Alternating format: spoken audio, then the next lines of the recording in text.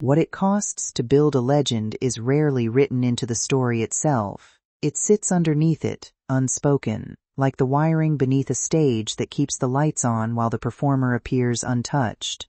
Stevie Nicks became one of those rare figures whose presence seemed to exist outside ordinary time, defined by a voice that carried both fragility and force, and a stage persona that felt almost ritualistic in its repetition. Yet behind the cultural image was a life shaped less by glamour than by accumulation, of pressure, of loss, of choices made in rooms without good options. The world tends to compress such lives into symbols, but the reality is more fragmented. Success arrived for her not as a single moment but as a widening demand. To perform, to write, to endure, to remain recognizable even as the internal cost of recognition grew heavier. What audiences experienced as mystique was often survival under strain, a practiced ability to convert private fracture into public coherence. The question is not whether she became a legend. She did, but what parts of a person get spent in the process, and what remains afterward when the applause fades and the room goes quiet again. That is where her story truly begins, not in fame, but in the pressure that made fame necessary, and, at times, unbearable. A childhood without fixed ground. Stevie Nicks was born into motion rather than stability, and that early instability became the backdrop against which everything else would later feel familiar. Her family moved repeatedly across American cities, following the demands of her father's career, and each relocation reset her sense of belonging before it could fully form. Childhood, in this context, was not a fixed landscape, but a sequence of temporary rooms, new schools, and relationships that never had time to fully root. In that shifting environment, she gravitated towards something that did not change: music.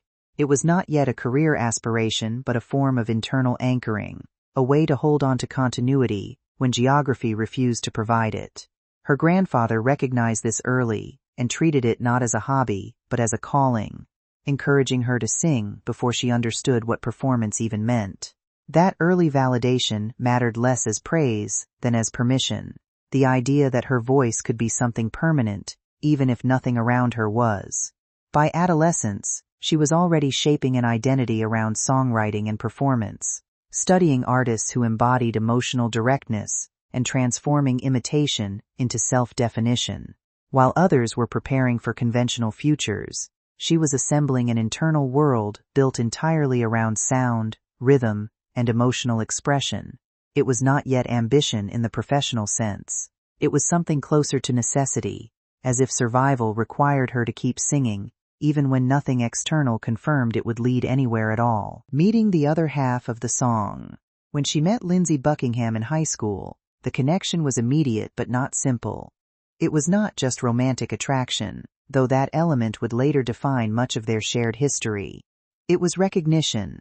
Two people who heard music in ways that separated them from the surrounding social world. Each understood, almost instinctively, that the other was operating on a similar internal frequency. They began making music together before either of them had fully established a career identity. In that collaboration, something unusual emerged.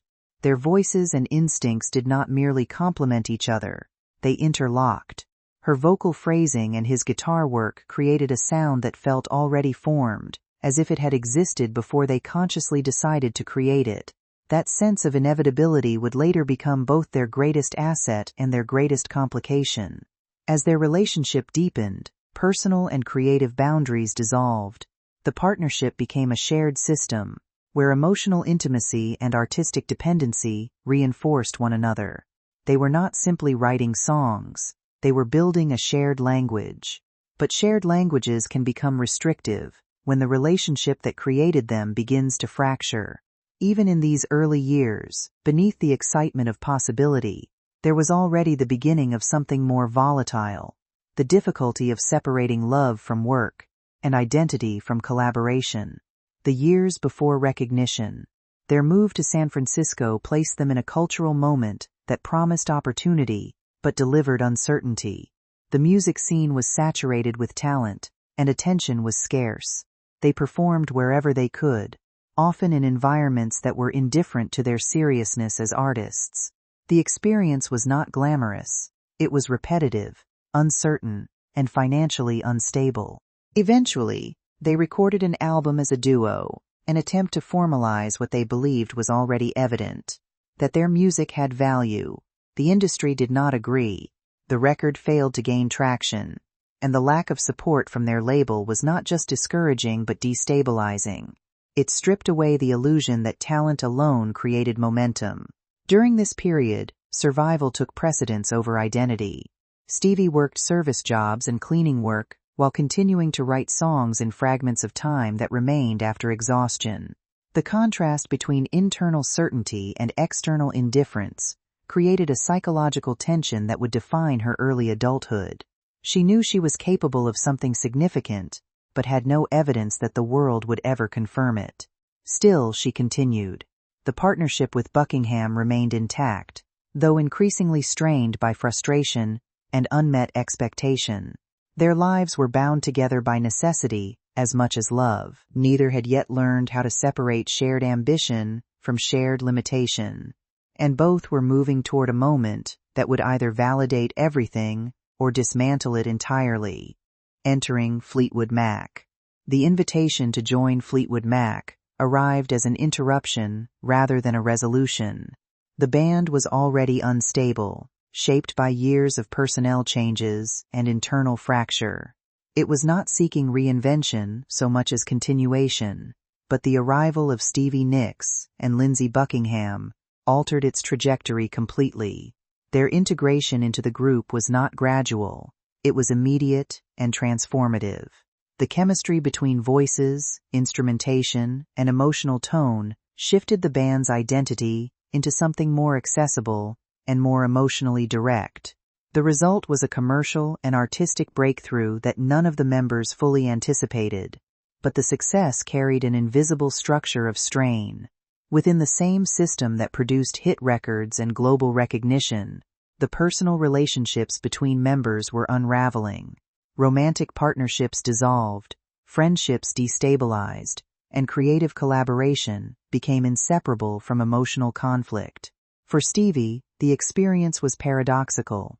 She had achieved the level of recognition she had once imagined, but the conditions under which it arrived were emotionally unsustainable. Every performance required her to revisit material created in states of intimacy and fracture, often in direct proximity to the person with whom those experiences were shared. The stage became both elevation and exposure, a place where private history was continuously reenacted in public view. Rumors in the eye of collapse.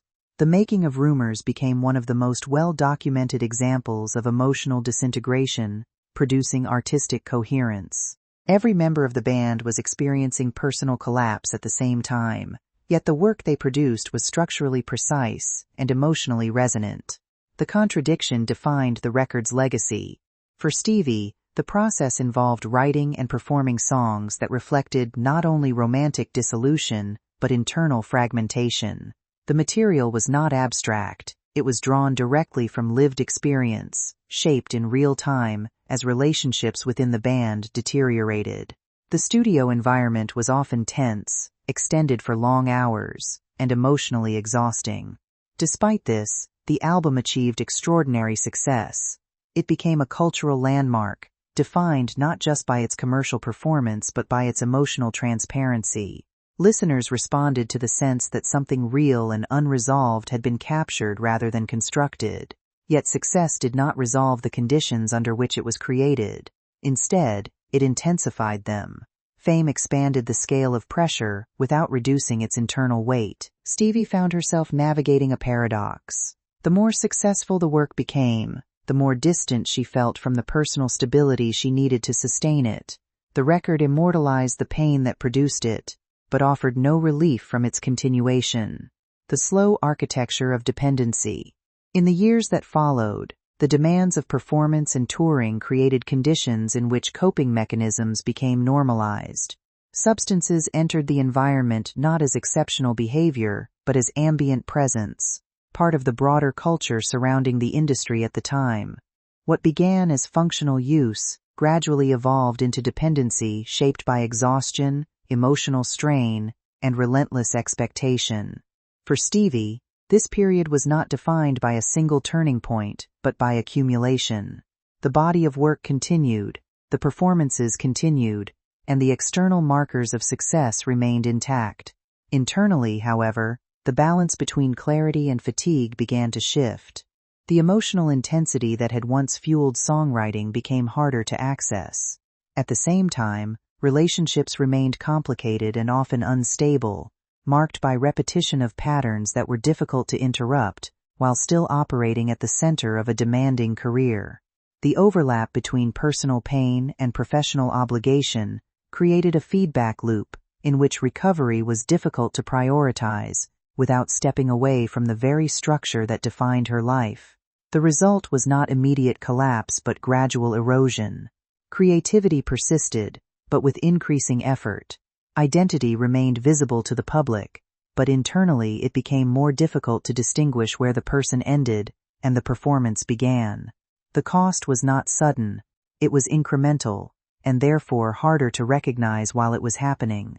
Belladonna and the birth of a singular voice. When she released her solo work, it marked a shift in control, rather than a departure from identity. For the first time, she was operating without the internal negotiation required by a band structure. The result was an album that reflected her artistic direction without compromise, revealing a distinct voice that had previously existed alongside others, but now stood alone. The success of the project confirmed what had long been true, but not fully visible. Her songwriting and performance identity were not dependent on the band framework. She could carry an entire record on her own creative terms. The reception reinforced her position as a major solo artist, capable of sustaining both commercial success and artistic credibility independently. However, the conditions surrounding that success were not stable. The demands of dual careers, solo work alongside ongoing obligations to the band, created sustained pressure. Touring, recording, and public expectation expanded rather than simplified her responsibilities. During this period, emotional relationships remained intense and often unsustainable, shaped by the same dynamics of proximity, fame, and instability that had characterized earlier phases of her life. The personal and professional continued to overlap in ways that made separation difficult. Still, Belladonna represented something important, proof of artistic autonomy. Even within instability, she demonstrated the ability to define her own musical identity outside of collective structure. That independence, however, did not shield her from the internal costs of maintaining it under constant external demand. The years of Klonopin and dissolution. After attempting to manage earlier dependency issues, she entered a period of medically supervised treatment that was intended to stabilize her condition. What followed, however, introduced a different form of dependency that was less visible but equally destabilizing over time. The effects were not immediate or dramatic, but gradual, shaping cognition, emotion, and creative access. During these years, productivity continued in outward form, but internal experience changed significantly. The clarity that had previously supported songwriting became difficult to access, and emotional range narrowed in ways that were not immediately attributed to medication. Life continued in public view, but the internal experience of that life shifted toward distance and detachment. Physical changes also occurred, and public perception became increasingly disconnected from personal experience. While external commentary focused on appearance and output, the internal reality involved diminished creative flow and altered emotional responsiveness. The sense of artistic immediacy that had defined earlier work became harder to reach. Eventually, medical reassessment identified the long-term impact of the dependency. Withdrawal and recovery required structured intervention, and the process of discontinuation was physically and psychologically demanding. It marked one of the most difficult transitions of her life, not because of external crisis, but because of the effort required to restore baseline mental and emotional functioning after years of suppression. What emerged afterward was not a return to the past, but the gradual reconstruction of creative clarity under new conditions. Reconstruction and return to self-recovery did not restore her to an earlier version of herself. Instead, it created the conditions for a different form of continuity. The return of creative capacity was gradual, marked by periods of uncertainty, followed by renewed access to songwriting and performance instinct. The process was not linear, but it was progressive. As she re-engaged with music, she began to re-establish autonomy over her creative output. The work produced during this period reflected both resilience and adaptation. It was not defined by the same urgency as earlier material, but by a more reflective understanding of experience and survival. Fleetwood Mac's later reunions introduced another layer of complexity. Returning to perform with former collaborators reactivated emotional histories that had never fully resolved. Yet it also demonstrated that artistic relationships can persist even after personal ones fracture. The performances carried a sense of layered meaning, shaped by decades of shared history. These years were less about reinvention than integration. Rather than attempting to separate past from present, she began incorporating both into a more stable identity. The result was not resolution of all conflict, but increased capacity to hold contradiction without collapse. Creativity became less about urgency and more about endurance, shaped by the recognition that survival itself had already been a central part of the work. Breaks, reunions, and the weight of legend. Later conflicts within the band underscored the difficulty of maintaining long-term creative partnerships under sustained emotional history. Decisions made in moments of tension reflected decades of accumulated complexity rather than isolated disagreement. Professional separations occurred alongside continued public interest, reinforcing the enduring significance of the group's legacy. These events highlighted a central tension in her life, the difference between personal resolution and public narrative. While audiences experienced the music as continuity, the internal reality involved cycles of connection and separation, collaboration and fracture. Fame preserved the output but could not simplify the conditions under which it was created. Despite this, the body of work remained culturally persistent. Songs written during periods of instability continued to resonate across generations, often detached from the circumstances of their creation. What remained was emotional transmission, rather than biography. Looking back, the idea of legend becomes less about achievement and more about endurance under sustained pressure. The cost was not a single event but an extended process of adaptation to visibility, expectation, and emotional exposure.